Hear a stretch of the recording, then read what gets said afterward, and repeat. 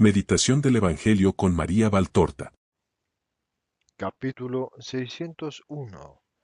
Pasión y muerte de Jesús. Y ahora ven, le dice esto Jesús a María Valtorta. Aunque estés esta noche como un próximo a expirar, ven, que quiero guiarte hacia mis sufrimientos. Largo será el camino que tendremos que recorrer juntos, porque no se me eximió de ningún dolor de la carne, de ninguno de la mente, de ninguno del corazón, de ninguno del espíritu. Todos los experimenté, con todos me alimenté, todos fueron bebida para mi sed, hasta morir por causa de ellos. Si apoyaras en mi labio tu boca, sentirías en él todavía la amargura de tanto dolor. Si pudieras ver mi humanidad en su aspecto fúlgido de ahora, verías que ese fulgor emana de las innumerables heridas que cubrieron con una túnica de púrpura viva mis miembros lacerados, desangrados, maltratados, traspasados por amor a ustedes. Ahora es fúlgida mi humanidad, pero hubo un día en que, de tanto como la maltrataron y humillaron, asemejó a la de un leproso. El hombre Dios que tenía en sí la perfección de la belleza física porque era hijo de Dios y de la mujer sin mancha, apareció entonces ante los ojos de quien lo miraba, con amor, con curiosidad o con una mirada despreciadora, feo, un gusano, como dice David, el oprobio de los hombres, el desecho de la plebe. Esto está en el Salmo 22, 7. Y así siguen las citas de Isaías 53, 4 y 5, el Cantar de los Cantares 2, del 10 al 12. El amor al Padre y a las criaturas de mi Padre me llevó a abandonar mi cuerpo a los que me golpeaban y a ofrecer mi rostro a los que me abofeteaban y escupían, y a los que creían que hacían una obra meritoria, arrancándome los mechones del cabello y la barba, e hincando en mi cabeza las espinas, y haciendo cómplices incluso a la tierra y a sus frutos de los tormentos que ellos infligían a su propio Salvador, dislocándome los miembros y descubriendo mis huesos y arrancándome las vestiduras, y dando así a mi pureza la mayor de las torturas, clavándome en un madero y levantándome como el matarife, así como él cuelga de los ganchos a un cordero degollado, y ladrando alrededor de mi agonía, como si fueran una manada de lobos famélicos, cuya ferocidad aumenta con el olor de la sangre. Acusado, condenado y matado, y traicionado y negado, y vendido y abandonado incluso por Dios, al estar sobre mí los delitos con que yo me había cargado, en un estado de pobreza mayor que el de un mendigo, asaltado por bandoleros, porque no me dejaron ni siquiera el vestido para cubrir mi lívida desnudez de mártir, no eximido ni siquiera después de la muerte de la agresión de una herida, ni de las calumnias de los enemigos, sumergido en el fango de todos los pecados de ustedes y hundido hasta el fondo de las tinieblas del dolor sin la luz del cielo que respondiera a mi mirada agonizante, ni la voz divina que respondiera a mi extrema invocación. Isaías expresa la razón de tanto dolor. Verdaderamente Él ha tomado sobre sí todos nuestros males y ha llevado nuestros dolores, sí, por ustedes los he llevado, para aliviarlos de ustedes, para mitigarlos, para anularlos. Si ustedes me hubieran sido fieles, pero ustedes no han querido serlo. ¿Y qué he recibido yo a cambio? Me han mirado como un leproso y como un castigado por Dios. Sí, sobre mí estaba la lepra de los pecados de ustedes, que son infinitos. Sobre mí estaba como un vestido de penitencia, como un cilicio. ¿Y cómo no han visto transparentarse a Dios con su infinita caridad a través de esa vestidura que echó sobre su santidad por ustedes? Llagado por nuestras iniquidades, traspasado por nuestros desmanes, así dice Isaías, que con sus ojos proféticos veía al Hijo del Hombre transformado todo en una equimosis para sanar las de los hombres. Ah, si solo hubieran sido heridas infligidas en mi carne, pero no. Lo que ustedes más hirieron de mí fue mi sentimiento y mi espíritu. De uno y del otro han hecho objetos de burla y blancos de agresión. Ustedes me hirieron a través de Judas, en la amistad que había depositado en ustedes, a través de Pedro, que niega en la fidelidad que de ustedes yo esperaba, a través de los que después de haberlos curado de tantas enfermedades me gritaban, muere. Ustedes me hirieron en lo relativo a la gratitud por mis beneficios. Me hirieron en el amor por la congoja infligida a mi madre en orden a la religión, declarándome un blasfemo contra Dios.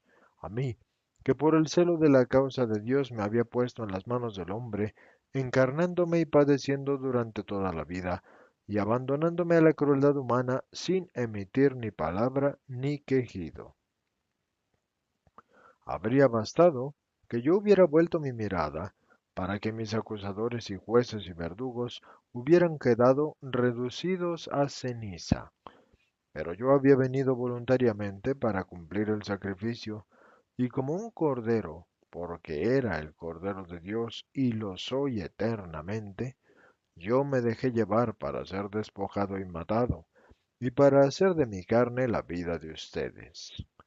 Cuando fui elevado, ya estaba consumido por los padecimientos que no tienen nombre, con todos los nombres, y empecé a morir en Belén al ver la luz de la tierra tan angustiosamente distinta para mí, que era el viviente del cielo. Seguí muriendo en la pobreza y en el destierro y en la huida y en el trabajo y en la incomprensión y en la fatiga y en la traición y en los sentimientos arrancados en las torturas y en las mentiras y en las blasfemias. Y esto es lo que dio el hombre a aquel que venía a unirlo de nuevo con Dios. María, mira a tu Salvador. No lleva una vestidura blanca, ni sus cabellos son rubios, y no tiene esa mirada de zafiro que tú conoces. Su túnica está roja de la sangre, lacerada y cubierta de porquerías y de esputos. Su cara está tumefacta y desencajada. Su mirada está velada por la sangre y por el llanto, y te mira a través de la costra de la sangre, el llanto y el polvo que cargan sus párpados. En cuanto a mis manos, ya ves, son ya una entera llaga, y esperan la última llaga. Mira, pequeño Juan, pues así llamaba Jesús a María Valtorta. Mira cómo me miró tu hermano Juan. Tras mis pasos van quedando las huellas de la sangre. El sudor diluye la sangre que fluye de las heridas de los azotes y la que todavía queda de la agonía del huerto. La palabra sale en el jadeo de la fatiga de un corazón que ya es moribundo por toda la suerte de torturas, de esos labios abrasados y contusos. De ahora en adelante, frecuentemente me verás así.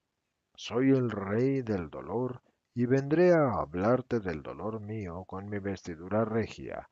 Sígueme a pesar de tu agonía, soy el compasivo y sabré también poner delante de tus labios amargados por mi dolor la miel aromática de más serenas contemplaciones, pero debes preferir estas de sangre, porque por ellas tú tienes la vida y con ellas llevarás a otros a la vida.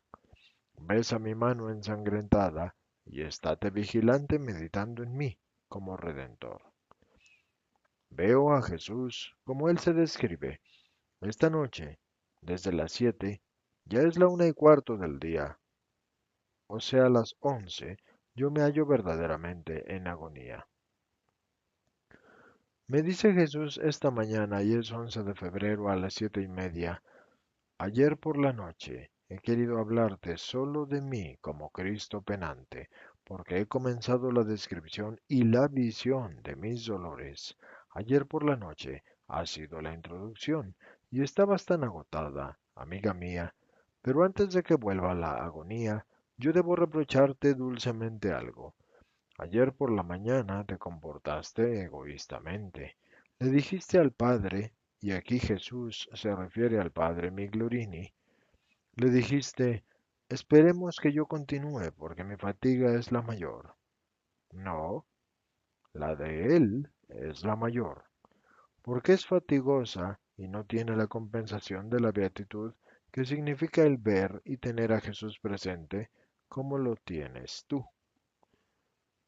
incluso con su santa humanidad. No seas nunca egoísta, ni siquiera en las cosas más pequeñas. Una discípula, un pequeño Juan, debe ser humildísimo y amantísimo como su Jesús. Y ahora ven a estar conmigo. Han aparecido las flores. El tiempo de la poda ha llegado. Se ha oído en el campo la voz de la tortolita, y son las flores nacidas en las pozas de la sangre de tu Cristo. Y aquel que será cortado como rama podada es el Redentor. Y la voz de la tórtola que llama a su esposa a su banquete, y es banquete de boda dolorosa y santa, es mi voz que te quiere. Álzate y ven, como dice la misa de hoy, ven a contemplar y a sufrir. Es el don que concedo a los predilectos. Capítulo 602. Hacia el Getsemaní, con 11 apóstoles. La agonía y el prendimiento. La calle está llena de silencio y solo hay una fuentecita que vierte su agua en una pila de piedra y pone un sonido en medio de tanto silencio. En las paredes de las casas, en el lado oriental, todavía hay obscuridad, mientras que en el otro lado la luna empieza a blanquear la cima de las casas. Y donde la calle se ensancha, formando una placita, el lácteo color de la plata de la luna desciende a embellecer también los cantos y la tierra de la calle, pero debajo de los frecuentes arcos que van de casa a casa, semejantes a puentes levadizos o a puntales de estas viejas casas de escasísimas aperturas, bueno, hacia la calle, y que hasta esta hora están del todo cerradas y oscuras, como si fueran casas abandonadas, hay obscuridad perfecta. Y el color rojizo de la antorcha que lleva Simón adquiere una vivacidad singular y una utilidad aún mayor. Los rostros, con esa luz roja y móvil, muestran un relieve neto, y cada uno de ellos revela un estado de ánimo distinto. El más solemne y tranquilo es el de Jesús, aunque el cansancio lo aventaje, y aparte esté avejentado, marcándolo con líneas que normalmente no tiene, y que ya hacen aparecer la futura efigie de su rostro recompuesto en la muerte. Juan, que camina a su lado, va posando su mirada atónita y doliente en todo lo que ve a su alrededor y parece un niño aterrorizado por alguna narración que haya oído contar o por alguna promesa amedrentadora, y parece invocar la ayuda de alguien que sepa más que él, pero ¿quién podrá ayudarle? Simón, que va al otro lado de Jesús, tiene una expresión cerrada y sombría, propia de quien va rumiando dentro de sí pensamientos atroces. Y aún así es el único que, además de Jesús, mantiene un aspecto de una noble gravedad. Los demás, en dos grupos cuya formación continuamente se altera, son la agitación personificada. De vez en cuando la voz ronca de Pedro y la voz de barítono de Tomás se elevan con una extraña resonancia y la moderan luego, como temerosos por lo que dicen. Van discutiendo sobre lo que debe hacerse y quién propone una cosa y quién propone otra, pero todas las propuestas son inconsistentes porque realmente está para comenzar la hora de las tinieblas, y los juicios humanos quedan oscurecidos y confusos. Había que habérmelo dicho antes, dice Pedro, con una estrangulada voz. Pero nadie ha hablado, tampoco el maestro, dice Andrés. Sí, ya. Él te lo iba a decir. Vamos, hermano. Parece como si no lo conocieras, le responde Pedro. Yo percibí algo turbio y lo dije, vamos a morir con él, ¿se acuerdan? Pero por nuestro santísimo Dios, si yo hubiera sabido que era Judas de Simón, brama Tomás, amenazador. ¿Y qué querías hacer? Le pregunta Bartolomé. ¿Yo? Pues todavía intervendría. Y ahora, si ustedes me ayudaran, ¿qué harías? ¿Irías a matarlo? ¿Y a dónde?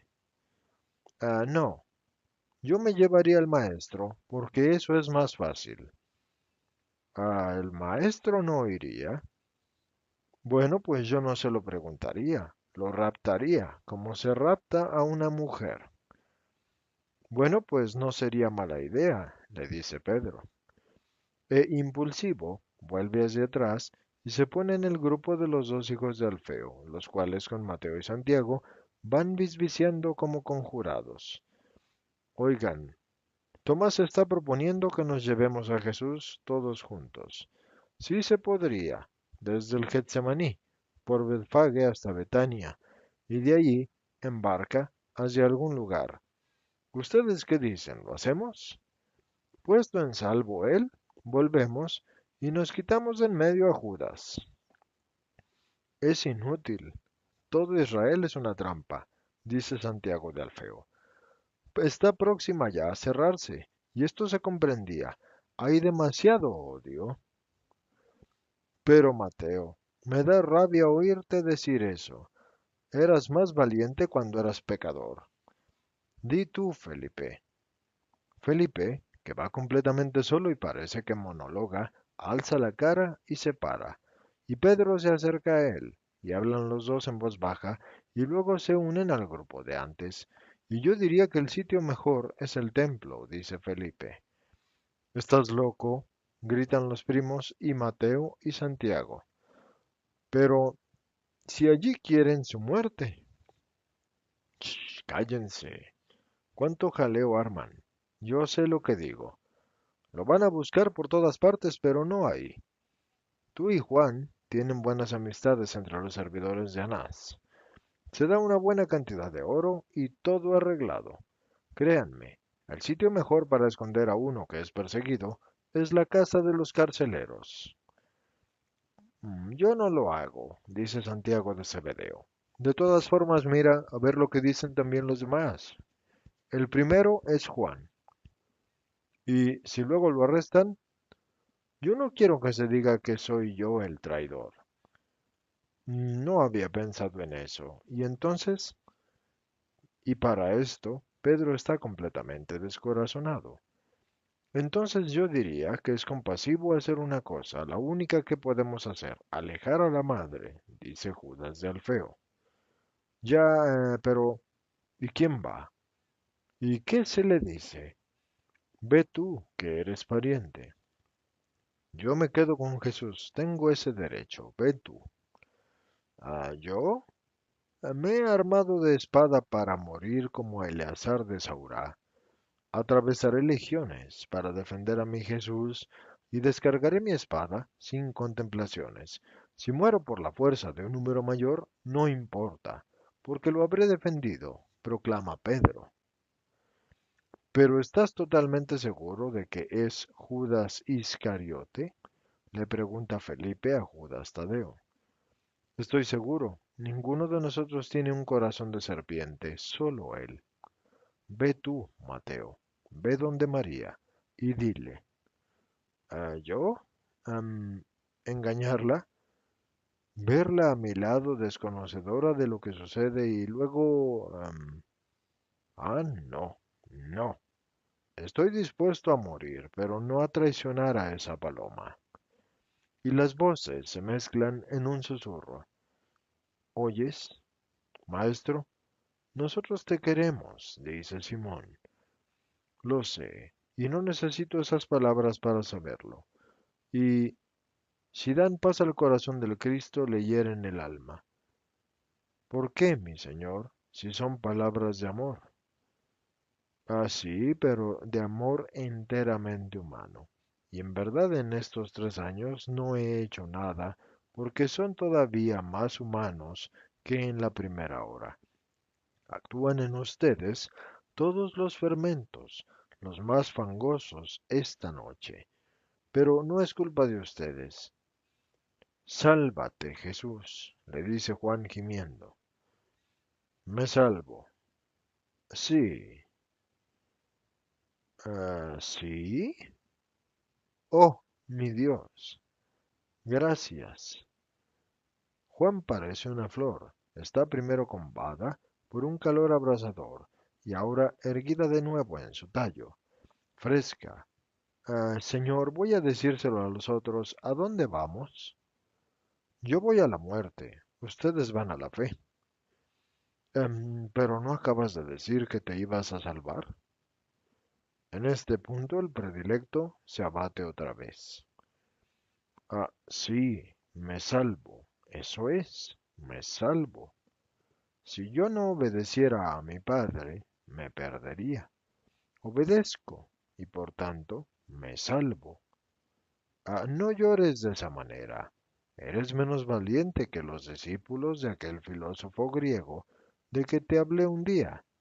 Ellos estuvieron al lado del maestro que moría a causa de la cicuta, confortándolo con su dolor viril. Tú pareces un niño que haya perdido a su padre. Y, Señor, ¿no es acaso así? Yo pierdo más que a mi padre porque te pierdo a ti. No me pierdes, porque sigues queriéndome.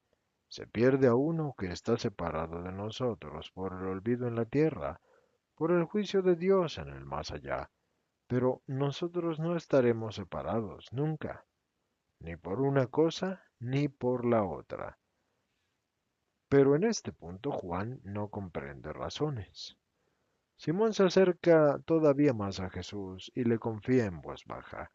Maestro, yo y Simón Pedro teníamos la esperanza de hacer una cosa buena, pero tú que lo sabes todo, dime, ¿dentro de cuántas horas esperas ser capturado? En cuanto la luna ocupe el ápice de su arco. Simón pone un gesto de dolor y de impaciencia, y por no decir que de irritación. Em, entonces, todo ha sido inútil, maestro. Ahora te explico. Casi nos has reprendido a mí y a Simón, Pedro, por haberte dejado tan solo en estos últimos días, pero estábamos lejos por ti, por amor a ti. Pedro, en la noche de lunes, impresionado por tus palabras, vino a mí mientras dormía y me dijo, yo y tú, de ti me fío. Tenemos que hacer algo por Jesús. También Judas ha dicho que quiere intervenir. Oh, ¿por qué no hemos comprendido entonces? ¿Por qué no nos dijiste nada tú? Pero dime, ¿no se lo has dicho a nadie? A nadie en absoluto. ¿Es que te has percatado de ello hace solo unas horas? No, amigo, yo lo he sabido siempre, aun antes de que yo formara parte de los discípulos. Y para que su delito no fuera perfecto, tanto en lo divino como en lo humano, he tratado por todos los medios de alejarlo de mí. Los que quieren que yo muera son los verdugos de Dios. Este, mi discípulo y amigo, es también el traidor, el verdugo del hombre, mi primer verdugo, porque ya he recibido de él la muerte con el esfuerzo de tenerlo a mi lado en la mesa, y de deber protegerlo a costa de mí mismo contra ustedes. Y ninguno lo sabe. A Juan se lo he dicho al final de la cena, pero ¿qué han hecho? ¿Y Lázaro? ¿Lázaro no sabe nada en absoluto? Hoy tenemos estado en su casa. ¿Por qué ha venido muy de mañana y ha sacrificado y se ha vuelto a marchar sin siquiera detenerse en su palacio ni ir al pretorio? Porque él va siempre, por costumbre tomada de su padre, y Pilato, ya lo sabes, está en estos días en la ciudad. Sí, todos están. Está Roma, la Nueva Sion con Pilato, está Israel con Caifás y Herodes, está todo Israel, porque la Pascua ha congregado a los hijos de este pueblo a los pies del altar de Dios. ¿Has visto a Gamaliel? Sí. ¿Y por qué esta pregunta? Tengo que verlo también mañana. Gamaliel esta noche está en Betfage. Lo sé. Cuando lleguemos al Getsemaní irás a donde él y le dirás, dentro de poco tendrás el signo que esperas desde hace 21 años, pero no le dirás nada más, y luego volverás con tus compañeros. Pero, ¿cómo lo sabes, oh maestro mío? Pobre maestro, que no tienes ni siquiera el consuelo de ignorar las obras ajenas. Bueno, bien dices, pobre maestro, el consuelo de ignorar, porque son más las obras malas que las buenas, pero veo también las buenas y exulto por ellas. Entonces sabes que, Simón, es mi hora de pasión. Para que sea más completa, el Padre, a medida que ésta se va aproximando, me retira la luz. Dentro de poco tendré solo tinieblas y la contemplación de lo que son las tinieblas, o sea, todos los pecados de los hombres. No puedes y no van a poder entender. Ninguno, excepto el llamado por Dios a esto por una especial misión, va a comprender esta pasión en la gran pasión. Y dado que el hombre es material, incluso en el amar y en el meditar, habrá quien llore y sufra por mis golpes, por las torturas del Redentor, pero no se medirá esta espiritual tortura que, créanlo ustedes que me escuchan, va a ser la más atroz. Habla por tanto, Simón, guíame por los senderos por donde tu amistad fue por causa mía, porque yo soy un pobre que va perdiendo la visión y que ve fantasmas, y no cosas reales. Juan lo abraza y le pregunta, ¿pero es que ya no ves a tu Juan? Sí te veo, pero los fantasmas surgen de las brumas de Satanás, visiones de pesadilla y de dolor. Todos estamos envueltos en este miasma de infierno esta noche. En mí trata de crear cobardía y desobediencia y dolor, y en ustedes va a crear desilusión y miedo, y en otros, que son personas que incluso no son ni medrosos ni dados al delito, va a crear miedo y delincuencia, y en otros, que ya son de Satanás, va a crear la perversión sobrenatural, y lo llamo así porque su perfección en el mal será tal que va a superar las posibilidades humanas y alcanzará la perfección que siempre es propia de lo que es sobrehumano. Habla, Simón. Sí, desde el martes no hacemos otra cosa sino salir para saber y para prevenir y para buscar ayuda. ¿Ah, sí? ¿Y qué han podido hacer? Nada o muy poco. Y ese poco será nada cuando el miedo paralice sus corazones. He tenido también un choque con Lázaro, es la primera vez que me sucede. Un choque porque me parecía inactivo. Podría hacer algo porque es amigo del gobernador. Sigue siendo el hijo de Teófilo. Pero Lázaro ha rechazado todas mis propuestas y yo lo he dejado gritándole. Pienso que eres tú ese amigo del que habla el maestro y me produces horror. Y no quería yo volver a su casa, pero esta mañana me ha llamado y me ha dicho, ¿puedes pensar todavía que yo sea su traidor? Yo había visto ya a Gamaliel y a José y a Cusá y a Nicodemo y a Manahén y en fin a tu hermano José, y ya no podía creer esa cosa. Y le he dicho, perdona, Lázaro, pero siento mi mente más confusa que cuando yo mismo era un condenado. Y es así, maestro, yo ya no soy yo. Pero, ¿por qué sonríes? Porque esto me confirma todo yo lo que te he dicho antes. La bruma de Satanás te envuelve y te turba. Y dime, ¿qué ha respondido Lázaro? Ha dicho, te comprendo, ven hoy con Nicodemo porque necesito verte. Y es lo que he hecho, mientras que Simón Pedro iba a donde los Galileos, porque tu hermano, él, desde tan lejos, está más informado que nosotros.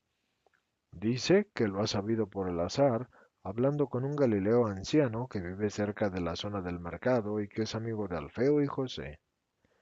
Ah, sí, un gran amigo de la casa. Él está allá, con Simón y las mujeres. También está la familia de Caná. He visto a Simón. Bueno, pues José por este amigo suyo que además es amigo de uno del templo, que ahora es pariente suyo por enlaces con mujeres, ha sabido que está decidida tu captura. Y le ha dicho a Pedro, siempre me opuse a él, pero por amor, y mientras él era fuerte, pero ahora que es como un niño a merced de sus enemigos, yo, pariente suyo que siempre lo he querido, estoy con él. Es deber de sangre y de corazón. En este punto, Jesús sonríe y vuelve a verse en él un instante la cara serena en las horas de la alegría. Y José le ha dicho a Pedro, los fariseos de Galilea son áspides como todos los fariseos, pero Galilea no está compuesta solo de fariseos, y aquí hay muchos galileos que lo quieren. Vamos. Y les proponemos unirse para defenderlo. No tenemos más que cuchillos, pero hasta un palo es un arma, si se maneja bien. Y si no vienen los soldados romanos, pronto nos impondremos a ese canalla vil que son los esbirros del templo. Y Pedro fue con él. Yo, mientras iba donde Lázaro con Nicodemo, habíamos decidido convencer a Lázaro de que viniera con nosotros y de que abriera su casa para estar contigo. Y nos dijo, debo obedecer a Jesús y estar aquí, sufriendo el doble. ¿Es verdad? Sí, es verdad. Yo le di esa orden. Pero me dio las espadas, son suyas, una para mí, una para Pedro. También Cusá quería darme las espadas, pero ¿qué son dos hierros contra todo un mundo? Cusá no puede creer que sea verdad todo esto que dices, jura que no sabe nada y que en la corte la única idea que hay es la de gozarse la fiesta, una juerga como de costumbre. Tanto es así que le ha dicho a Juana que se retire a una casa que tienen ellos en Judea, pero Juana quiere quedarse aquí, dentro de su palacio, y como si no estuviera, porque no se aleja, y con ella están Plautina, Ana, Niké y dos damas romanas de la casa de Claudia, y lloran y oran, e incitan a orar a los inocentes, pero no es tiempo de oraciones, es tiempo de sangre y siento revivir en mí al celote, y ya ansío matar para cobrar la venganza. Simón, en este punto Jesús habla severísimo. Sí, mi intención hubiera sido que murieras bajo la maldición, Simón. Yo no te hubiera sacado de tu desgracia. Oh, perdón, maestro, perdón. Yo soy como un borracho y como uno que delira. Bueno, ¿y Manahem qué dice? Manahem dice que esto no puede ser verdad, y que si eso fuera verdad, te seguiría hasta el suplicio. ¿Cómo se fían todos ustedes de ustedes mismos? ¿Cuánta soberbia hay en el hombre? ¿Y Nicodemo y José, qué saben? Pues no más que yo, maestro. Hace tiempo en una asamblea José se enfrentó al Sanedrín y los llamó asesinos por querer matar a un inocente y dijo, todo es ilegal aquí dentro. Razón tiene él. El abominio está en la casa del Señor. Es necesario destruir este altar porque ha sido profanado. No lo lapidaron por ser quien era, pero desde entonces lo han mantenido en una total falta de información. Solo Gamaliel y Nicodemo han seguido manteniendo la amistad con él, pero el primero no habla y el segundo, bueno, ni él ni José han vuelto a ser llamados al Sanedrín para las decisiones más genuinas. Se reúnen ilegalmente acá o allá. y a distintas horas por miedo a ellos y a Roma. Ah, y se me olvidaba, los pastores también, ellos están con los Galileos, pero somos pocos. Si Lázaro hubiera querido escucharnos e ir a ver al pretor, pero no nos prestó oídos, y esto es lo que hemos hecho. Mucho y nada. Y me siento tan abatido que me dan ganas de ir por los campos gritando como un chacal, de degradarme en una orgía y de matar como un bandulero, con tal de alejar de mí este pensamiento, que como han dicho Lázaro, José, Cusá, Managén y Gamaliel, es completamente inútil. En este punto el celote no parece él mismo. ¿Qué ha dicho el rabí? Ha dicho, no conozco exactamente los propósitos de Caifás, pero les respondo que lo que dicen está profetizado solo para el Cristo. Y como yo no admito en este profeta al Cristo, no veo que haya motivo para intranquilizarse. Se dará muerte a un hombre, y es un hombre bueno que es amigo de Dios, pero ¿de cuántos como él ha bebido Sión la sangre? Y dado que insistíamos en tu divina naturaleza, testarudamente ha repetido, cuando yo vea el signo, creeré. Y ha prometido que se abstendrá de votar por tu muerte. Es más, ha prometido que, si es posible, convencerá a los otros de que no te condenen. Esto es todo, no más, porque él no cree. No cree. Y si se pudiera llegar a mañana, pero dices que no. Oh, ¿qué vamos a hacer nosotros? Bueno, pues tú irás donde Lázaro y tratarás de llevar contigo a todos los que puedas, y no solo de los apóstoles, sino también de los discípulos que encuentres vagando por los caminos de la campiña, y trata de ver a los pastores y dales esta orden. La casa de Betania es más que nunca la casa de Betania, la casa de la buena hospitalidad. Y los que no tengan el valor de afrontar el odio de todo un pueblo, que se refugien allí a esperar. Sí, maestro, pero nosotros no te dejaremos. Bueno, no se separen. Separados no van a hacer nada. Unidos serán todavía una fuerza. Simón, prométeme esto. Tú eres un hombre sereno y fiel, con una palabra e influencia incluso ante Pedro. Y estás muy obligado conmigo. Yo te recuerdo esto por primera vez, para imponerte la obediencia. Mira, estamos en el Cedrón, y por ahí subiste, leproso, hacia mí, y de allí saliste ya limpio, por lo que yo te di. Dame, da al hombre lo que yo le di al hombre, porque ahora el leproso soy yo. No, no digas eso. Gimen juntos los dos discípulos. Así es, Pedro, mis hermanos serán los más abatidos. Mi honesto Pedro se sentirá como un malhechor y no tendrá paz.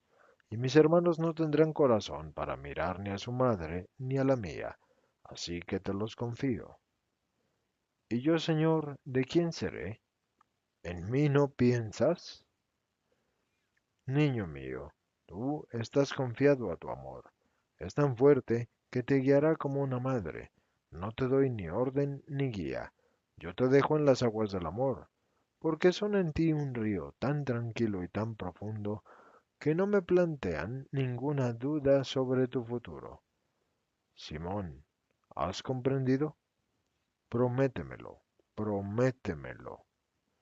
Es penoso ver a Jesús que está tan angustiado. Sigue diciendo, antes de que vengan los otros.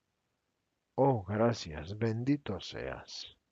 Y todo el grupo se reúne. Ahora vamos a separarnos. Yo voy arriba a orar. Y quiero conmigo a Pedro, Juan y Santiago. Ustedes quédense aquí. Y si se vieran en un grave apuro, llamen y no teman, porque no les van a tocar ni un pelo. Oren por mí. Y depongan el odio y el miedo. Será solo un momento, y luego el júbilo será completo. Sonrían, que lleve yo en mi corazón las sonrisas de ustedes. Y una vez más, gracias por todo, amigos. Adiós, que el Señor no les abandone.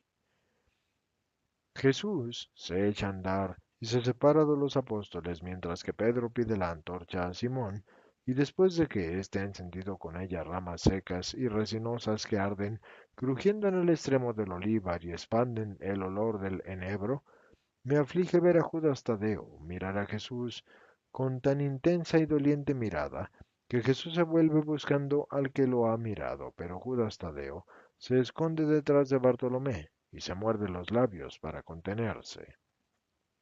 Jesús hace un gesto con la mano entre una bendición y un adiós, y luego prosigue su camino. La luna ya está bien alta y envuelve con su luz la alta figura de Jesús, y parece hacerla más alta incluso, espiritualizándola y haciendo más clara la túnica roja y más pálido el oro de sus cabellos, y detrás de él aceleran el paso Pedro con la antorcha y los dos hijos de Zebedeo. Prosiguen hasta el límite del primer desnivel del rústico anfiteatro del olivar, cuya entrada sería el calvero irregular y cuyas grandes serían las terrazas que ascienden formando escalones de olivos en el monte. Luego Jesús dice: Deténganse y espérenme aquí mientras oro, pero no se duerman, porque podrían necesitarlos, y les pido por caridad que oren, porque su maestro está muy abatido. Y en efecto su abatimiento es ya profundo y parece ya bajo un peso que lo oprime, y donde ese es Jesús, vigoroso, que hablaba a las multitudes, ya no se encuentra. Era hermoso, fuerte y de mirada dominadora y sonrisa serena y voz sonora y bellísima. ¿Dónde está ahora? Parece ya apoderarse de él la congoja, y es como uno que hubiera corrido o llorado, y tiene voz cansada y entrecortada y está triste, triste, triste. Y Pedro responde por los tres: Puedes estar tranquilo, maestro, porque vigilaremos y estaremos en oración, y solo tienes que llamarnos e iremos. Jesús los deja, mientras que los tres se agachan para recoger las hojas y ramos secos y encender así una hoguerita que sirva para mantenerlos despiertos y combatir el relente que empieza a descender abundante. Camina, dándoles la espalda de occidente a oriente, de forma que tiene de frente la luz lunar, y veo que un gran sufrimiento dilata aún más sus ojos, y quizás es un bistre de cansancio lo que los agranda, o quizás es la sombra del arco superciliar, eso no lo sé. Pero sí sé que tiene los ojos más abiertos y hundidos, y sube cabizbajo, y solo de vez en cuando alza la cabeza, suspirando como si le costara un esfuerzo, y jadeara, y entonces recorre con su mirada tristísima el plácido olivar, y sube algunos metros, y luego tuerce por detrás de una elevación que queda entre él y los tres tejados más abajo. Este saliente de la ladera, que al principio tiene una altura de pocos decímetros, es cada vez más alto, y después de un pequeño trecho tiene ya una altura de más de 2 metros, de forma que resguarda completamente a Jesús de todas las miradas más o menos discretas y amigas. Jesús prosigue hasta una voluminosa piedra que en un determinado punto corta el senderillo.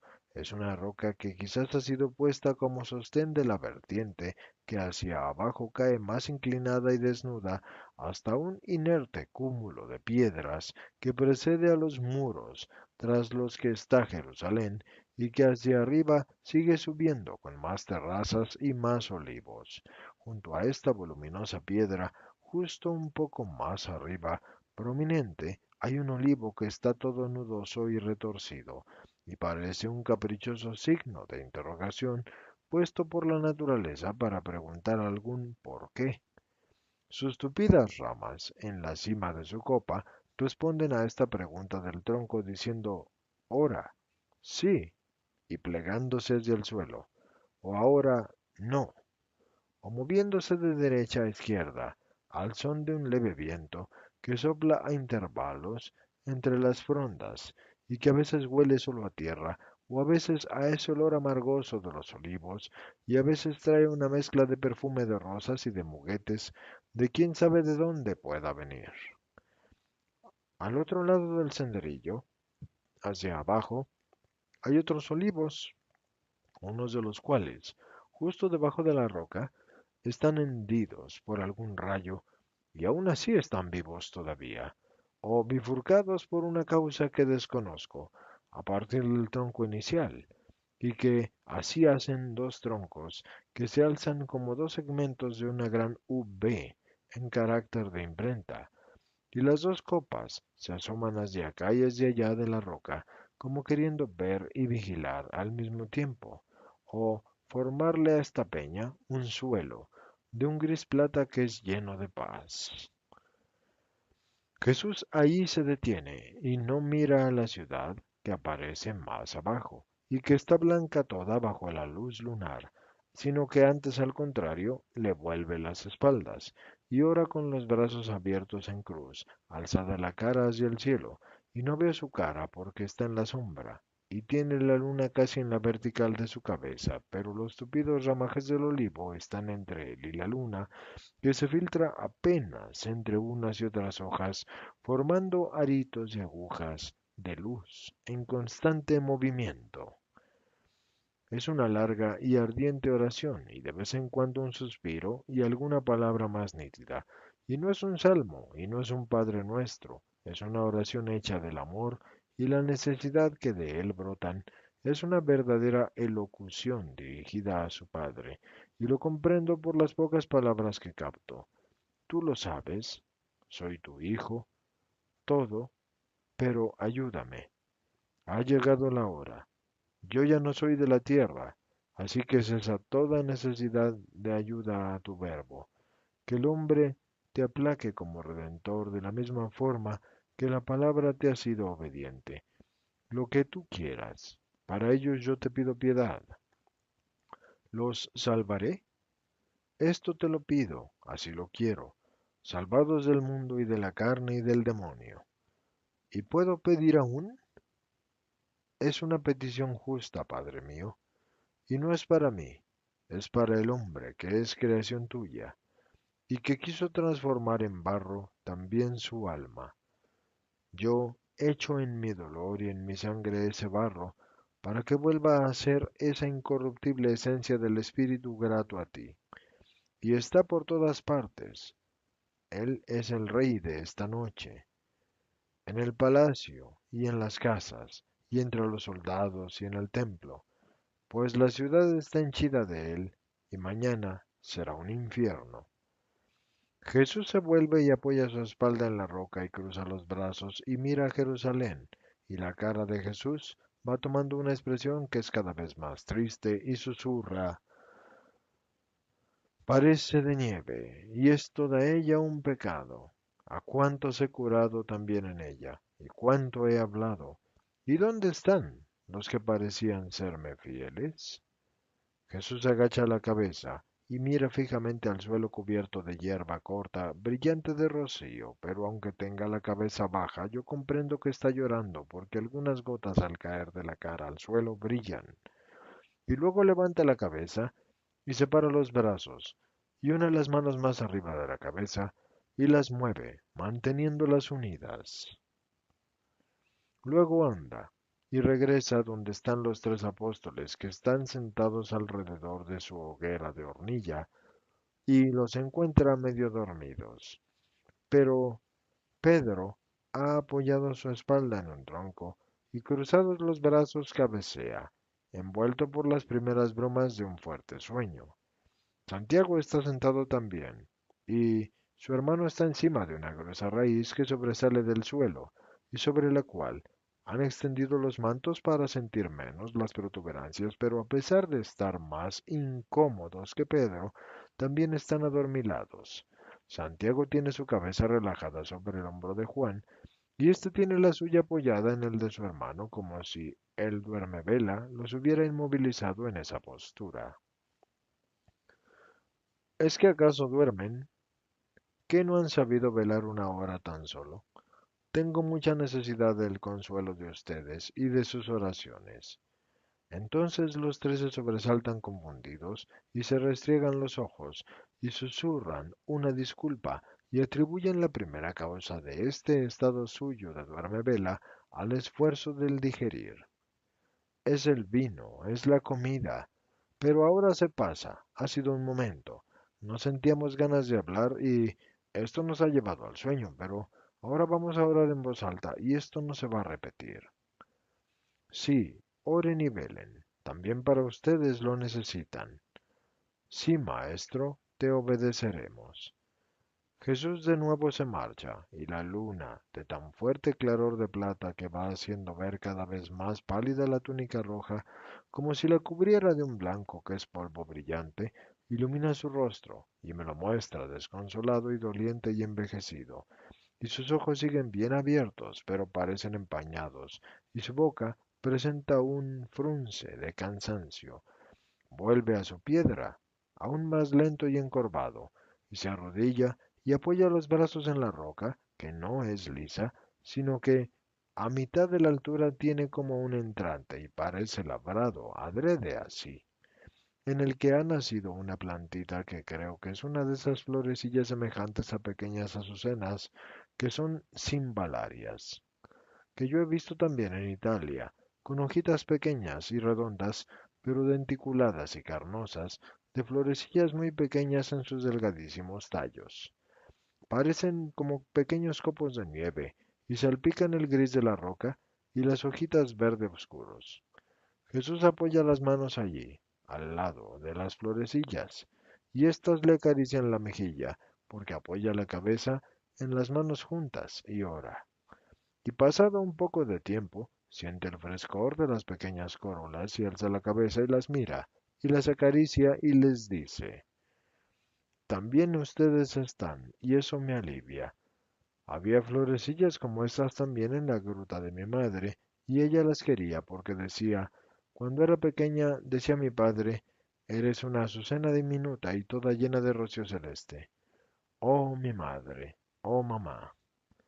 Así rompe Jesús a llorar reclinada la cabeza en las manos unidas y un poco apoyado en los calcañares, lo veo y lo escucho llorar, mientras las manos aprietan los dedos y los mortifican la una a la otra, y oigo que dice, también en Belén, y te las llevé, mamá, pero estas quién te las llevará.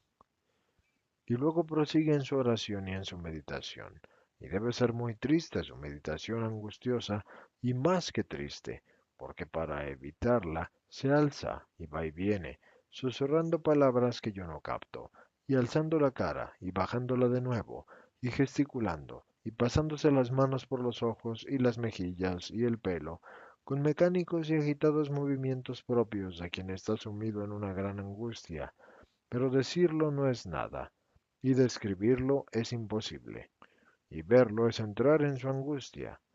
Gesticula hacia Jerusalén, y luego vuelve a alzar los brazos hacia el cielo, como para invocar ayuda. Se quita el manto como si tuviera calor, lo mira, pero ¿qué ve? Sus ojos no miran sino su tortura, y todo contribuye a esta tortura, a aumentarla. Hasta el manto tejido por su madre lo besa y dice, perdón, mamá, perdón. Parece como si se lo pidiera al paño que está hilado y que está tejido por el amor materno. Y vuelve a ponérselo, y está lleno de congoja, y quiere orar para superarla, pero con la oración vuelven los recuerdos de los temores, las dudas, las añoranzas. Es una luz de nombres, de ciudades, de personas, de hechos, y no puedo seguirlo porque es rápido y entrecortado. Es su vida evangélica lo que desfila ante él, y le trae el recuerdo de Judas, el traidor. Y es tanta la congoja que grita, para vencerla, el nombre de Pedro y Juan y dice, ahora vendrán, porque ellos son muy fieles. Pero ellos no vienen, así que los llama de nuevo y parece aterrorizado, como viendo algo que no sabemos. Huye rápidamente hacia donde están Pedro y los dos hermanos, y los encuentra más cómoda e intensamente dormidos alrededor de unas pocas brasas que ya son mortecinas y que presentan solo algunos zigzagues de color rojo entre el gris de la ceniza. Pedro, les llamé 3 veces, pero ¿qué hacen? Es que duermen todavía, pero que no sienten cuánto sufro. Oren, que la carne no venza en ninguno, que no les venza. El espíritu está pronto, pero la carne es débil. Ayúdenme. Entonces los 3 se despiertan con mayor lentitud, pero al final lo hacen, y con ojos atónitos se disculpan, y se ponen en pie, primero sentándose y luego irguiéndose del todo. Pues fíjate, dice Pedro en un tono quedo, no nos ha sucedido nunca esto. Debe haber sido ese vino, sin duda. Era fuerte, y también este fresco. Nos hemos tapado para no sentirlo, y en efecto se habían tapado hasta la cabeza, incluso con los mantos, y hemos dejado de ver el fuego, y hemos dejado de tener frío, y bueno, pues el sueño ha venido. ¿Dices que has llamado? Es curioso. No me parecía dormir tan profundamente. Arriba, Juan, arriba. Vamos a buscar algunas ramitas. Vamos. Pongámonos en movimiento. Se nos pasará. Estate seguro. Maestro, estate seguro que a partir de ahora sí estaremos en pie. Y arroja a las brasas un puado de hojitas secas y sopla hasta que la llama resucita, y luego lo alimenta con las ramas de la zarza que ha traído Juan, mientras que Santiago trae una gruesa rama de enebro o de un árbol similar que ha cortado de una espesura poco lejana y la une al resto. La llama entonces se alza alta y festiva e ilumina la pobre faz de Jesús, que es una faz de una tristeza y de una tristeza que simplemente no se puede mirar sin llorar. Toda la luminosidad de ese rostro ha quedado diluida en un cansancio mortal. Y dice, estoy en una angustia que me mata. Oh sí, mi alma está triste hasta el punto de morir, amigos, amigos, amigos. Pero, aunque no dijera esto, su aspecto es ya de por sí el de un moribundo que, además, muere en el más angustioso y desolado de los abandonos. Cada palabra parece un acceso de llanto. Pero los 3 están demasiado cargados de sueño y se mueven con pasos que son inciertos y con ojos que son semicerrados, y tanto es así que parecen casi ebrios. Jesús los mira y no los mortifica con reproches. Menea la cabeza y suspira, y vuelve a marcharse al lugar de antes. Ora de nuevo, y está en pie con los brazos en cruz, y luego está de rodillas como antes, curvado el rostro sobre las florecillas, y piensa y calla, y luego da en gemir y en sollozar fuertemente, y está tan abatido sobre los calcañares que está casi prosternado, y llama entonces al Padre Eterno cada vez con más congoja. Oh, dice, es demasiado amargo este cáliz. No puedo, no puedo. Está por encima de lo que yo puedo. Todo lo he podido, pero no esto. Aléjalo, Padre, de tu Hijo, y ten piedad de mí. ¿Qué he hecho yo para merecerlo? Y luego, cobrando nuevas fuerzas, dice, pero Padre mío, no escuches mi voz si pide algo contrario a tu voluntad. No recuerdes que soy hijo tuyo, sino que solo soy un servidor tuyo, y no se haga mi voluntad, sino la tuya. Y permanece así durante un rato, y luego emite un grito que es ahogado, y levanta la cara, y es un rostro que está desencajado, un instante solo, y luego se derrumba rostro en tierra y se queda así, un desecho de hombre sobre el que pesa todo el pecado del mundo, sobre el que se abate toda la justicia de Dios Padre, sobre el que desciende la tiniebla, la ceniza, la hiel, esa tremenda, tremenda y tremendísima cosa que es el abandono de Dios. mientras que Satanás nos tortura. Es la asfixia del alma, es estar sepultados vivos en esta cárcel que es el mundo, cuando ya no puede sentirse que entre nosotros y Dios hay una ligazón. Es sentirse encadenados, amordazados y lapidados por nuestras propias oraciones que caen sobre nosotros, cuajadas de aguadas puntas y además llenas de fuego. Es chocar de plano contra un cielo que está cerrado y en el que no penetra ni la voz ni la mirada de nuestra angustia. Es estar literalmente huérfanos de Dios. Es la locura, la agonía, la duda de habernos engañado hasta ese momento. Es la persuasión de ser rechazados por Dios y de estar condenados. En una frase, es el infierno. Oh, lo sé. Y no puedo ver ese espasmo de mi Cristo y saber que es 1.000.000 de veces más atroz que el que me consumió el año pasado y que cuando me vuelve a la mente todavía me perturba profundamente. Jesús gime entre los estertores y los suspiros agónicos. Nada, nada, fuera. La voluntad del Padre, eso, solo eso. Tu voluntad, Padre, la tuya, no la mía. Inútil. No tengo sino solo un Señor, Dios Santísimo, una ley, la obediencia, un amor, la redención. No, ya no tengo ni madre, ni vida, ni divinidad, ni misión. Inútilmente me tientas, demonio, con la madre, la vida, mi divinidad, mi misión. Tengo por madre a la humanidad y la amo hasta morir por ella. La vida se la devuelvo a quien me la dio y ahora me la pide, que es el supremo Señor de todos los vivientes.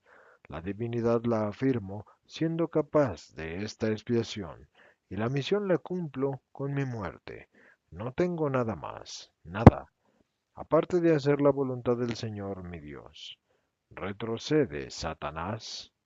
Lo dije la primera y la segunda vez, y vuelvo a decirlo la tercera. Padre, si es posible, pase de mí este cáliz, pero hágase tu voluntad, no la mía. Retrocede, Satanás. Yo soy de Dios. Y luego ya no habla, solo para decir entre jadeos, Dios, Dios, Dios. Lo llama a cada latido de su corazón y parece resumar la sangre a cada latido. La tela estirada sobre los hombros se embebe de sangre y adquiere de nuevo un tono oscuro a pesar del intenso claror lunar que todo lo envuelve. Y, no obstante, un claror más vivo se forma sobre su cabeza. Suspendido a 1 metro de él aproximadamente hay un claror tan vivo que incluso el postrado lo ve filtrarse entre las ondas de sus cabellos. Ya son densos de sangre, y tras el velo que la sangre pone en los ojos, alza la cabeza y resplandece la luna sobre esta pobre faz, y aún más resplandece la luz angélica, semejante a la del diamante que es blanco azul de la estrella de Venus, y aparece toda la tremenda agonía en la sangre que resuma a través de los poros. Las pestañas, el pelo, el bigote, la barba, están asperjados y rociados de sangre. Sangre resuma en las sienes y sangre brota de las venas del cuello y gotas de sangre caen de las manos, y cuando tiende las manos hacia la luz angélica y las anchas mangas se deslizan hacia los codos, aparecen los antebrazos de Cristo, también llenos del sudor de sangre, y en la cara solo las lágrimas forman 2 líneas netas sobre la máscara roja, y se quita otra vez el manto y se seca las manos y la cara y el cuello y los antebrazos, pero el sudor continúa.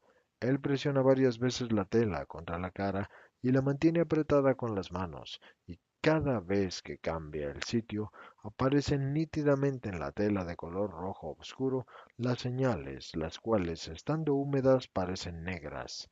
La hierba del suelo está roja de sangre. Jesús parece próximo al desfallecimiento. Se desata la túnica en el cuello, como si sintiera un ahogo, y se lleva la mano al corazón y luego a la cabeza y la agita delante de la cara como para darse aire, manteniendo entreabierta su boca, y a rastras se pega a la roca, pero más hacia el borde del desnivel del terreno, y apoya la espalda contra la piedra de forma que como si estuviera ya muerto, quédenle colgando los brazos paralelos al cuerpo y la cabeza contra el pecho porque ya no se mueve. La luz angélica va decreciendo poco a poco para acabar como absorbida en el claror lunar. Entonces Jesús abre sus ojos de nuevo, con un esfuerzo levanta la cabeza y mira, y está solo, pero menos angustiado, y alarga una mano, y arrima hacia sí el manto que había dejado abandonado en la hierba, y vuelve a secarse la cara, las manos, el cuello, la barba, el pelo, y coge una hoja ancha, nacida justo en el borde del desnivel, que está empapada de rocío, y con ella termina de limpiarse, mojándose la cara y las manos, y luego secándose de nuevo todo, y repite lo mismo con otras hojas, hasta que borra las huellas de su tremendo dolor y de su tremendo sudor. Y solo la túnica, especialmente en los hombros y en los pliegues de los codos y en el cuello y en la cintura y en las rodillas, está manchada. La mira y menea la cabeza, y mira también el manto, y lo ve demasiado manchado. Lo dobla y lo pone encima de la piedra, en el lugar en que ésta forma una concavidad, junto a las florecillas. Con un esfuerzo como por debilidad se vuelve y se pone de rodillas y ora apoyando su cabeza en el manto donde tiene ya las manos, y luego, tomando como apoyo la roca, se alza, y todavía tambaleándose ligeramente va donde los discípulos. Su cara está palidísima, pero ya no tiene una expresión turbada, sino que es una faz llena de una divinidad y de una belleza, a pesar de parecer más exangüe y triste que de costumbre. Y los tres duermen sabrosamente. Están bien arrebujados en sus mantos y echados del todo, junto a la hoguera que ya está apagada. Se les oye respirar profundamente, con un comienzo incluso de un sonoro ronquido. Entonces Jesús los llama, pero es inútil, y debe agacharse y dar un buen zarandeo a Pedro. ¿Qué sucede? ¿Quién viene a arrestarme? Dice Pedro, mientras que sale atónito y asustado de su manto que es verde oscuro. Nadie, yo te llamo. ¿Es ya por la mañana? No, ha terminado casi la segunda vigilia. Y entonces Pedro está todo entumecido.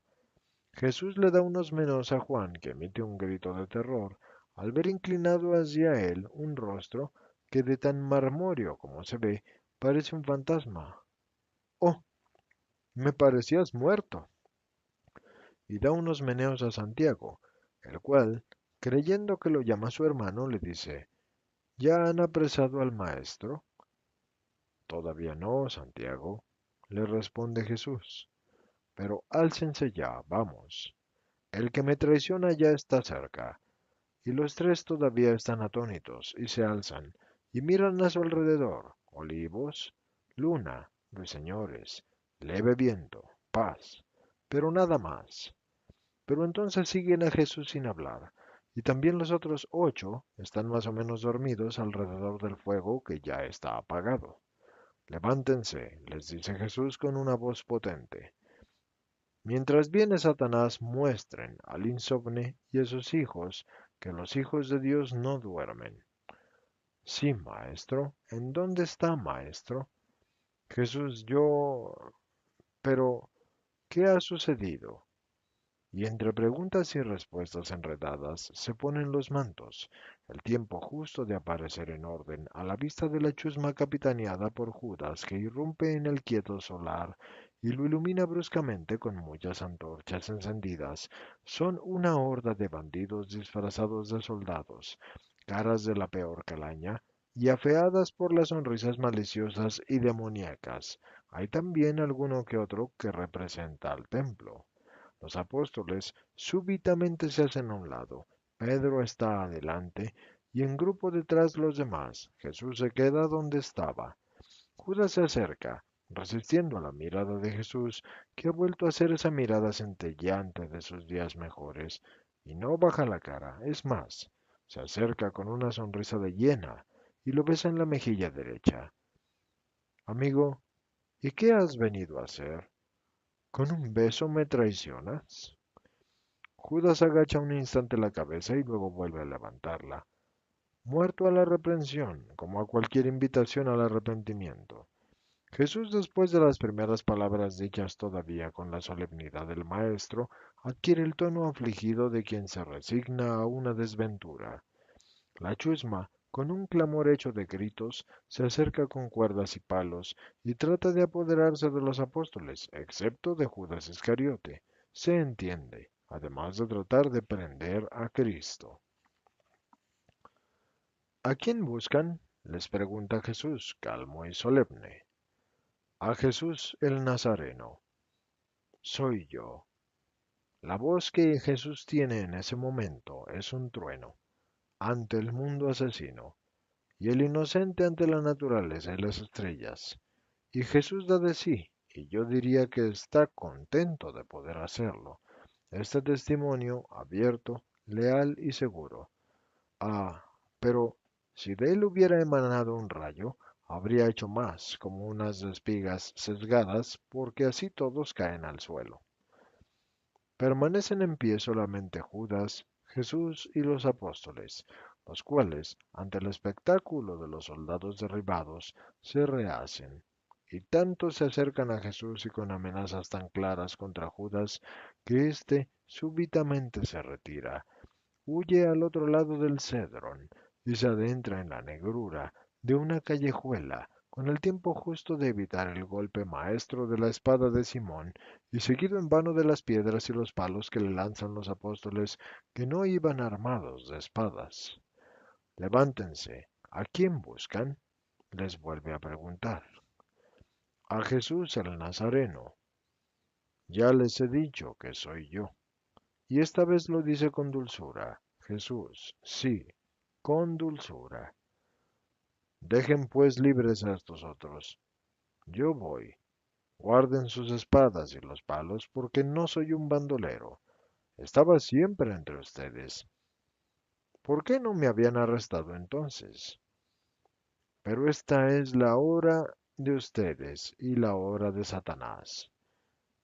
Mientras él habla, Pedro se acerca al hombre que está extendiendo las cuerdas para atar a Jesús y descarga un golpe de la espada, que es desmañado. Si la hubiera usado de punta, lo habría degollado como si fuera un carnero. Así, lo único que ha hecho ha sido arrancarle casi una oreja que le queda colgando en medio de un gran flujo de sangre. El hombre grita que lo han matado. Se produce una confusión entre aquellos que quieren arremeter y los que al ver lucir espadas y puñales tienen miedo. Guarden esas armas, se los ordeno. Si yo quisiera, tendría como defensores a los ángeles de mi Padre. Y tú, queda sano. En el alma lo primero, si puedes. Y antes de ofrecer sus manos para las cuerdas, toca la oreja y la cura. Los apóstoles gritan alternadamente y alternadamente también. Sí, me duele decir esto, pero es así. ¿Quién dice una cosa y quién otra? ¿Y quién grita? Nos has traicionado. ¿Y quién, pero ha perdido la razón? ¿Y quién dice, quién puede creerte? Y el que no grita huye. En ese punto, Jesús se queda solo, él y los esbirros. Y así empieza el camino.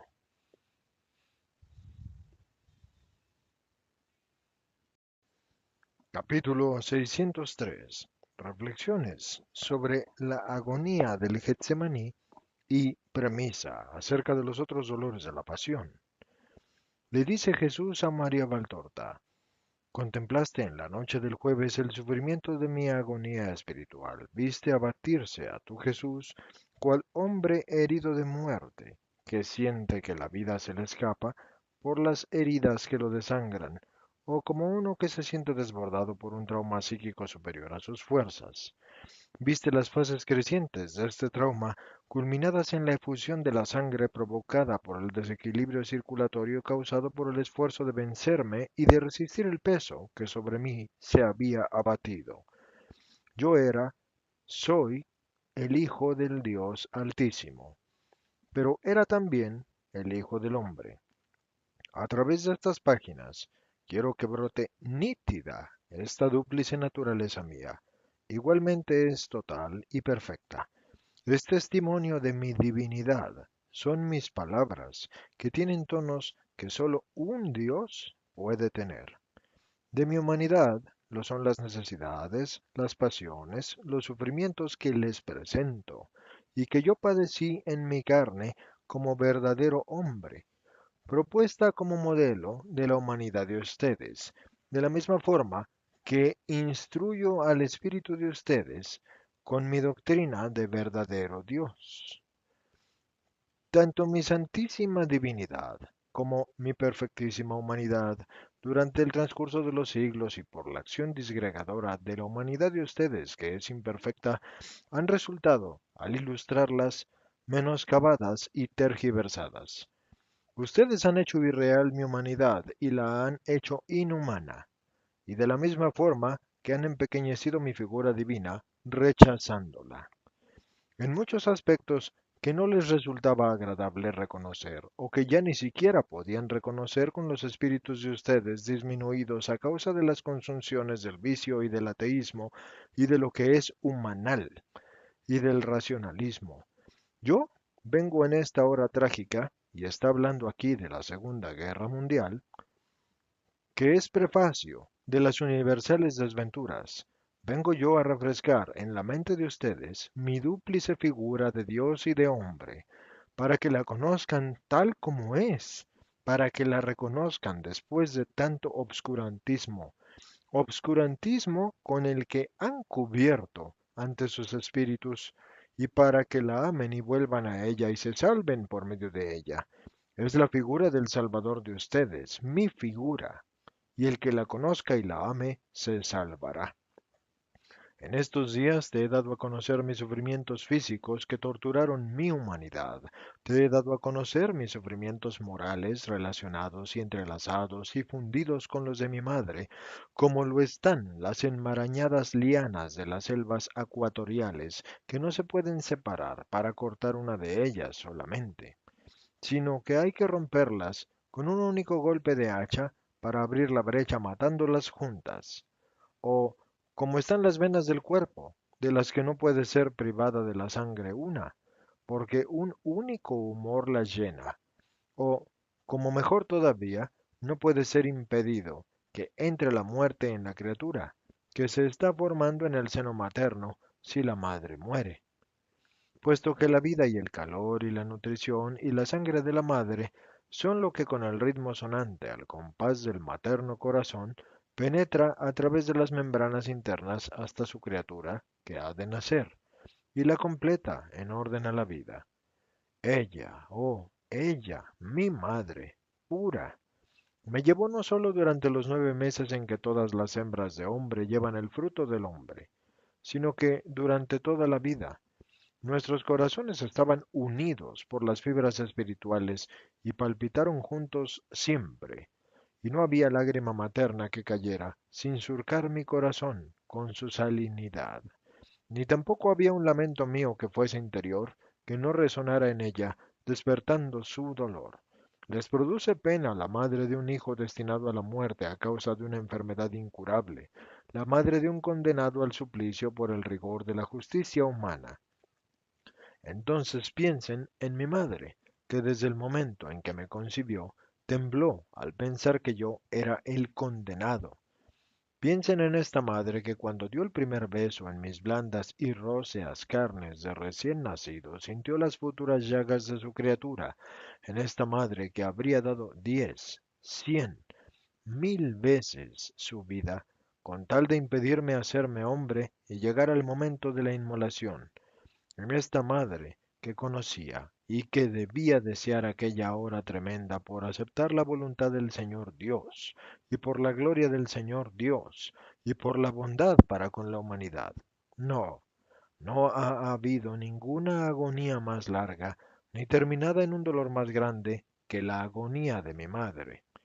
Y no ha habido un dolor mayor ni más completo que el mío. Era uno con el Padre. Él me había amado desde la eternidad como solo Dios puede amar. Se había complacido en mí y había encontrado en mí su divina alegría. Yo lo había amado como solo un Dios puede amar y encontraba en la unión con Él mi alegría divina. La inefable relación con un Abba eterno, al Padre, con el Hijo, a ustedes no puede serles explicada ni siquiera con mi palabra, porque si bien esto y ella es perfecta, la inteligencia de ustedes no lo es. Y ustedes no pueden comprender y conocer lo que es Dios mientras que no estén con Él en el cielo. Pues bien, yo sentía cual agua que asciende y que presiona contra una presa, crecer hora tras hora el rigor del Padre respecto a mí. Como testimonio contra los hombres que son animales y que no querían comprender quién era yo, Él había abierto durante el tiempo de mi vida pública 3 veces el cielo, en el Jordán, en el Tabor y en Jerusalén en la víspera de la pasión. Pero lo había hecho por los hombres, no para aliviarme. Yo ya era el expiador. Muchas veces, María, Dios da a conocer un siervo suyo a los hombres para que éstos reciban un impacto de este siervo, y a través de este siervo se vean atraídos hacia Dios. Pero esto sucede no sin el dolor de ese siervo, que paga en primera persona comiendo el pan amargo del rigor de Dios, los consuelos y la salvación de sus hermanos. ¿No es verdad? Las víctimas de expiación conocen el rigor de Dios, pero luego viene la gloria, pero después de que la justicia haya sido aplacada. No es como en el caso de mi amor, que a sus víctimas da sus besos. Yo soy Jesús, soy el Redentor, aquel que ha sufrido y sabe, por personal experiencia, lo que es el dolor de ser mirado por Dios con severidad y ser abandonado de Dios. Y no soy nunca severo, ni tampoco abandono nunca. Consumo igualmente, pero en una hoguera de amor. Cuanto más cerca estaba la hora de la expiación, más sentía yo alejarse al Padre. Cada vez más separada del Padre mi humanidad se sentía cada vez menos sujetada por la divinidad de Dios, y por ello sufría en todos los modos. La separación de Dios trae consigo miedo, trae consigo un agarrarse a la vida, y abatimiento y cansancio y tedio. Cuanto más profunda es esta separación, más fuertes son estas consecuencias. Cuando es total, comporta la desesperación. Y cuanto más uno, por un decreto de Dios, la experimenta sin haberla merecido, más sufre por ella. Porque el espíritu vivo siente la separación de Dios como una carne viva siente la separación de un miembro. Es un estupor doloroso y desalentador, que el que no lo ha experimentado jamás lo comprende. Yo lo experimenté, tuve que conocerlo todo, incluso las desesperaciones de ustedes para poder, respecto a todo, interceder a favor de ustedes ante mi Padre. Oh, yo experimenté lo que significa decir estoy solo. Todos me han traicionado y abandonado. Tampoco el Padre, tampoco Dios me ayuda ya. Y por esto obro misteriosos prodigios de gracia en los pobres corazones que son sobrepujados por la desesperación. Y por esto pido a mis predilectos que beban este cáliz mío de tan amarga experiencia, para que ellos, los que naufragan en el mar de la desesperación, no rehúsen la cruz que yo ofrezco como un ancla y salvación, sino que a ella se aferren, y yo pueda llevarlos a las bienaventuranzas y a la orilla donde solo habita la paz. Solo yo sé cuánto hubiera necesitado al Padre en la noche del jueves. Era un espíritu ya agonizante por el esfuerzo de haber tenido que superar los dos mayores dolores de un hombre, el adiós a una madre amadísima y la cercanía del amigo infiel. Eran dos llagas que me quemaban el corazón, una con su llanto y la otra con su odio. Había tenido que compartir mi pan con mi Caín. Había tenido que hablarle como si fuera un amigo para no acusarlo ante los otros, cuya violencia a mí no me daba garantías, y así impedir un delito por los demás inútil, puesto que ya todo estaba escrito, ya en el gran libro de la vida, tanto mi muerte santa como el suicidio de Judas. Inútiles otras muertes reprobadas por Dios. Aparte de la mía, ninguna otra sangre debía ser derramada y no lo fue. El dogal estranguló esa vida, cerrando en el saco repelente del cuerpo del traidor su sangre impura, vendida a Satanás. Sangre que no debía mezclarse cayendo en la tierra con la sangre purísima mía, que soy el inocente. Habrían sido suficientes esas dos llagas para hacer de mí un agonizante en mi yo. Pero era el expiador, la víctima, el cordero. El cordero, antes de ser inmolado, conoce la marca incandescente, y conoce los golpes, y conoce el desnudamiento, conoce la venta al matarife. Lo último que conoce es el hielo del cuchillo, que penetra en el cuello y que abre las venas y lo mata. Antes debe dejar todo, los pastos donde ha crecido, la madre en cuyo pecho ha hallado la nutrición y el calor, los compañeros con que ha vivido, todo. Yo he conocido todo. Yo, Cordero de Dios. Por eso vino Satanás mientras el Padre se retiraba a los cielos. Ya había venido en el comienzo de mi misión a tentarme para desviarme de ella, pero ahora volvía porque era su hora, la hora del aquelarre satánico. Hordas de demonios estaban esa noche en la tierra para llevar a cabo la seducción de los corazones y disponerlos a querer al día siguiente que mataran al Cristo. Cada uno de los miembros del Sanedrín tenía el suyo, y el suyo Herodes, y el suyo Pilato, y el suyo cada uno de los judíos que iba a invocar que cayera sobre sí mi sangre. También los apóstoles tenían a su tentador a su lado, que los adormilaba mientras que yo languidecía y que los preparaba para la cobardía. Observa el poder de la pureza. Juan, el puro, fue el primero que se liberó de las garras demoníacas y que volvió enseguida a su Jesús y comprendió su celado deseo y me trajo a María. Pero Judas tenía a Lucifer y yo tenía a Lucifer en Judas, en el corazón y yo al lado. Y éramos los dos principales personajes de la tragedia y Satanás se ocupaba personalmente de nosotros. Después de conducir a Judas hasta un punto del que ya no podía retroceder, él se volvió hacia mí. Con su astucia perfecta, me presentó las torturas de la carne con un realismo insuperable. En el desierto también empezó por la carne, pero lo vencí orando. El espíritu sojuzgó los miedos de la carne.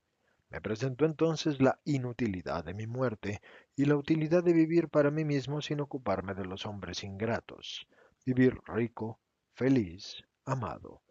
Vivir por la razón de mi madre para no hacerla sufrir y vivir para llevar a Dios con un largo apostolado a muchos hombres, los cuales por el contrario, si yo muriera, me olvidarían mientras que yo, si fuera maestro, y no durante 3 años, sino durante muchos lustros, terminarían identificándose con mi doctrina. Sus ángeles me ayudarían a seducir a los hombres. ¿No veía que los ángeles de Dios no intervenían para ayudarme? Después, Dios me perdonaría al ver la cosecha de creyentes que le habría llevado. En el desierto también me había introducido a tentar a Dios con la imprudencia, y lo vencí con la oración. El Espíritu sojuzgó a la tentación moral. Me presentó el abandono de Dios. Él, el Padre, ya no me amaba. Yo estaba cargado con los pecados del mundo y le producía repulsa. Estaba ausente y me dejaba solo. Me abandonaba al escarnio de una muchedumbre despiadada y no me concedía ni siquiera su divino consuelo.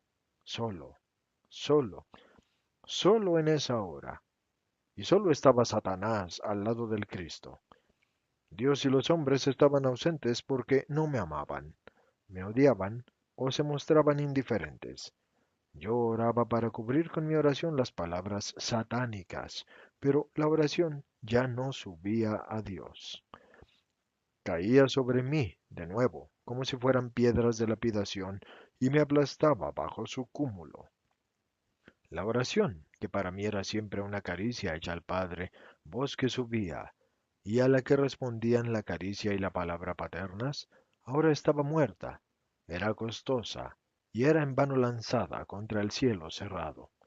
Entonces sentí la amargura del fondo del cáliz, el sabor de la desesperación. Era esto lo que quería Satanás, llevarme a desesperar para hacer de mí un esclavo suyo. Vencí la desesperación y la vencí solo, con mis fuerzas, porque quise vencerla, solo con mis fuerzas de hombre, porque ya no era sino el hombre, y ya no era sino un hombre sin la ayuda de Dios. Cuando Dios ayuda, es fácil mantener elevado hasta el mundo y sostenerlo como si fuera un juguete de niño, pero cuando Dios ya no ayuda, hasta el peso de una flor nos resulta fatigoso. Vencí la desesperación y a Satanás, su creador, por servir a Dios y a ustedes dándoles la vida, pero conocí la muerte, y no la muerte física del crucificado, esa fue menos atroz, sino la muerte total, consciente, del luchador que cae, después de haber triunfado, con el corazón quebrantado, resumándole la sangre con el trauma de un esfuerzo superior a lo posible, y sudé sangre por ser fiel a la voluntad de Dios.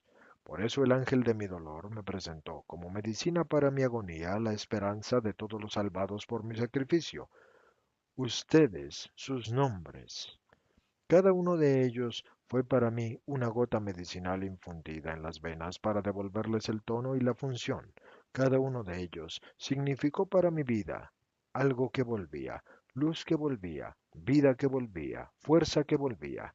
En medio de las inhumanas torturas para no gritar mi dolor de hombre y para no desesperar de Dios y decir que era demasiado severo e injusto para con su víctima, yo me repetí los nombres de ustedes y los vi.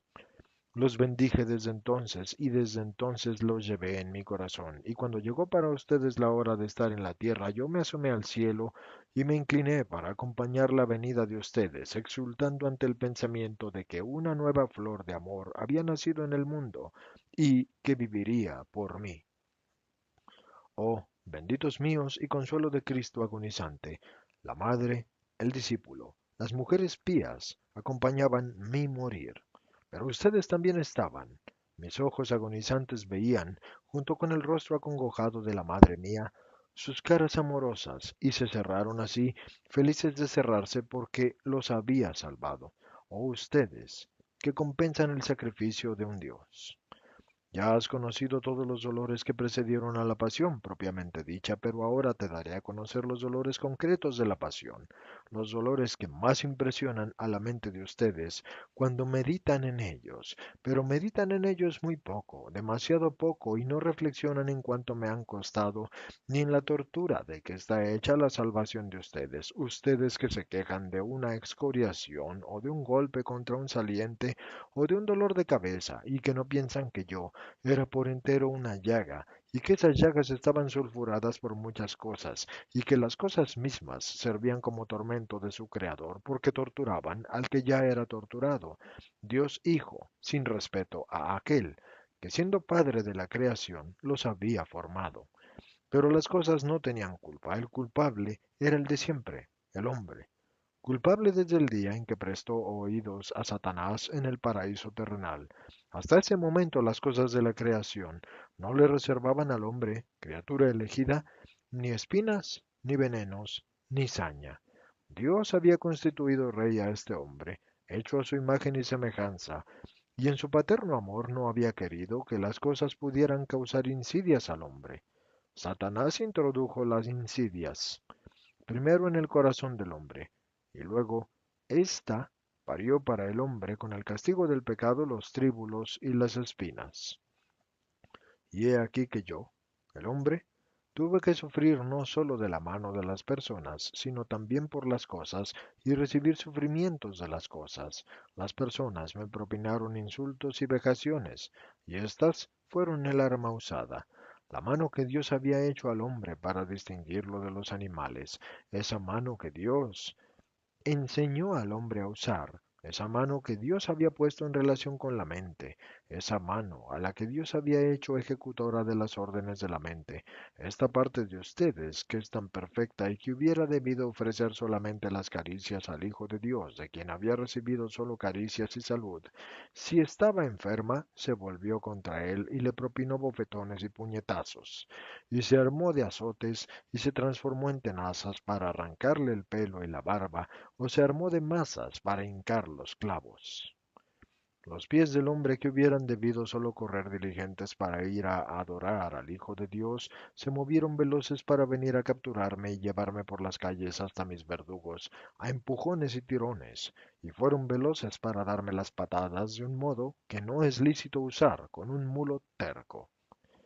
La boca del hombre, que hubiera debido usar la palabra, esa palabra que es la cualidad otorgada únicamente al hombre y a ningún animal creado, para alabar y bendecir al Hijo de Dios, se llenó de las blasfemias y las mentiras, y arrojó éstas, junto con su baba, contra mi persona. La mente del hombre, que es la prueba de su origen celeste, se fatigó en inventar tormentos de un refinado rigor. El hombre, el hombre entero, hizo uso de todos y de cada uno de sus elementos para torturar al Hijo de Dios, y llamó a la tierra con sus formas como la ayuda en la tortura. Hizo de las piedras y de los torrentes proyectiles para herirme, de las ramas de los árboles palos para golpearme, del trenzado cáñamo un lazo para arrastrarme, cerrándome las carnes. De las espinas una corona de punzante fuego para mi cabeza cansada, de los minerales un exasperante azote, de la caña un instrumento de tortura, de las piedras de las calles obstáculos para mi pie vacilante y de aquel que subía muriendo, para morir crucificado. Y a las cosas de la tierra se les unieron las del cielo, el frío del alba para mi cuerpo, que ya estaba exhausto por la agonía del huerto, el viento, que encrudecía las heridas, el sol, que aumentaba la quemazón y la fiebre, y traía moscas y polvo, y cegaba los ojos cansados que no podían ser protegidos por las manos porque estaban apresadas. Y a las cosas del cielo se unieron las fibras concedidas al hombre para revestir su desnudez, el cuero, que se transformó en azote, la lana de la túnica que se pegaba a las abiertas llagas de los azotes y producía la tortura de la rosadura y la laceración en cada movimiento. Todo, todo, todo sirvió para atormentar al Hijo de Dios. Él, por quien todas las cosas fueron y han sido creadas y son creadas aún ahora, en la hora en que era la hostia ofrecida a Dios, tuvo como enemigas a todas las cosas. María, tu Jesús no halló alivio en ninguna cosa. Cuales víboras enfurecidas todo lo que existía se volvió para morderme las carnes y aumentar el padecimiento, y esto sería necesario pensar cuando sufren. Y comparando las imperfecciones de ustedes con la perfección que es mía, y con mi dolor con el de ustedes, y reconocer que el Padre los ama como a mí no me amó, a mí en aquella hora, y amarlo por tanto con todo el ser de ustedes como yo lo amé, a pesar de su rigor.